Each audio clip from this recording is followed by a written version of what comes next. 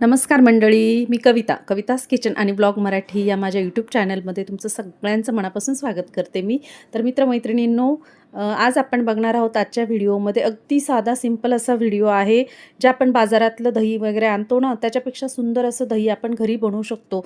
आणि घरचं घट्ट मलईदार आणि उन्हाळ्यासाठी परफेक्ट असं दही फक्त एका छोट्याशा टिपने आपण घरी छान असं बनवू शकतो. आता उन्हाळा सुरू झालेला आहे की आणि रोज आपल्याला दही लागतंच ना, पण कधी-कधी दही पातळ होतं.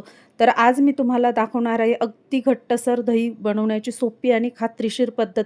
तर आता चला आपण व्हिडिओला सुरुवात करणार आहोत. त्याआधी नवीन पाहणारे असतील तर नक्की चॅनलला लाईक करा, कमेंट करा, सबस्क्राईब करा आणि शेअर नक्की करा.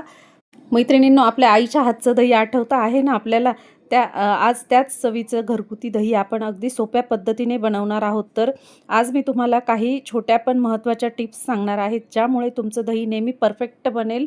तर तर त्यासाठी मैत्रिणींनो, व्हिडिओ शेवटपर्यंत पहा, कारण शेवटी मी एक खास अशी ट्रिक सांगणार आहे. तर चला आता आपण व्हिडिओला सुरुवात करूया. कारण दही छान असं घट्टसर मलईदार राहिलं ना, तर खायला पण खूप छान वाटतं.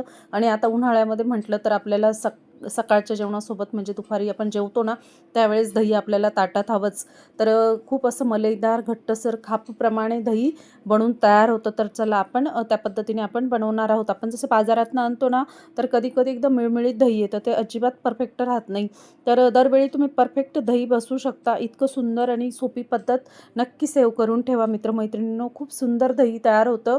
आणि व्हिडिओ पूर्ण शेवटपर्यंत बघा, कारण कसं असतं काही व्हिडिओमध्ये छोट्या-छोट्या टिप्स असतात, ट्रिक असतात, तर त्या मिस नको व्हायला म्हणून व्हिडिओ शेवटपर्यंत पूर्ण बघा. तर चला आता बघू शकता आपलं सुंदर छान असं मलईदार टेक्स्चरवालं दही आणि अजिबात आंबट नाही, इतकं सुंदर मधुर दही बनून तयार आहे. तर व्हिडिओमध्ये दाखवलं आहे मी तुम्हाला. अगदी आपण लहानपणी आईच्या हातचं दही खात होतो ना, तर त्या पद्धतीचं दही बनवून तयार आहे इथे. अगदी सोपी पद्धत आहे, अजिबात जास्त काही कष्ट नाही. तर बघू शकता पांढरं शुभ्र छान असं दही बनवून तयार आहे. तर नवीन असतील तर नक्की कमेंट करा, लाईक करा, शेअर नक्की करा. तर आता इथे मी अर्धा लिटर इतकं म्हशीचं दूध घेतलेलं आहे, छान उकळून घेतलेलं आहे आणि ते रूम टेम्परेचरलाच थंड होऊ दिलेलं आहे साधारण 1-1.5 तास. त्यानंतर आता इथे 1 वाटी दही घेतलेलं आहे, छान असं विरजनसाठी ते फेटून घेतलेलं आहे.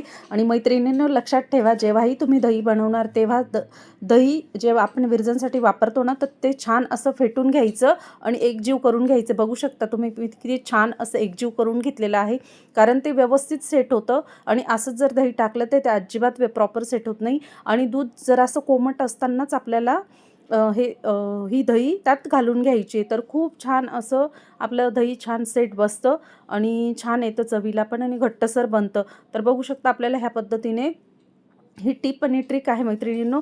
त्यानंतर आपण एकाच डायरेक्शनला छान असं 3 ते 4 वेळेस छान असं फेटून घ्यायचं आहे, म्हणजे गोल करून घ्यायचं, फिरून घ्यायचं आहे चमच्याने. कारण आहे ना, ते तुम्ही असं व्यवस्थित फिरवल्यामुळे आपलं दही छान बसतं आणि एकसारखं बसतं व्यवस्थित. आणि घट्टसर दही जसं आपल्याला हवं असतं ना, तसं दही बनवून तयार होतं. आणि त्यानंतर बघू शकता तुम्ही आता इथे आपलं. आणि जेव्हाही तुम्ही दही लावणार ना मैत्रिणींनो, तर तुम्ही जेव्हा जे विरजण लावता तर ते विरजण छान फेटून घ्यायचं चमच्याच्या साहाय्याने. आता इथे 10 ते 12 तास आपलं दही छान असं सेट झालेलं आहे. मी रात्रभरच ठेवलं होतं, म्हणजे आदल्या दिवशी 4 वाजता लावलं, तर दुसऱ्या दिवशी 10 वाजेपर्यंत आपलं दही बघू शकता तुम्ही छान असं घट्टसर मलईदार आणि सुंदर असं दही बनवून तयार आहे. बघू शकता तुम्ही व्हिडिओमध्ये. त्यानंतर मी 2 तास फ्रीजला लावलेलं होतं आणि फ्रीजमध्ये ठेवल्यानंतर सुंदर चविष्ट असं दही बनवून तयार आहे. मैत्रिणींनो, तर नक्की ह्या पद्धतीने बनवून बघा, तुम्हाला नक्की आवडेल. आणि अजिबात जास्त आंबट होत नाही हे दही आणि तुम्हाला ताजं आणि फ्रेश दही, घरचं दही खायला मिळेल. बऱ्याचशा जणांना प्रश्न पडतो की घरचं दही कसं बनवावं, तर नक्की ह्या पद्धतीने एकदा बनवून बघा मैत्रिणींनो.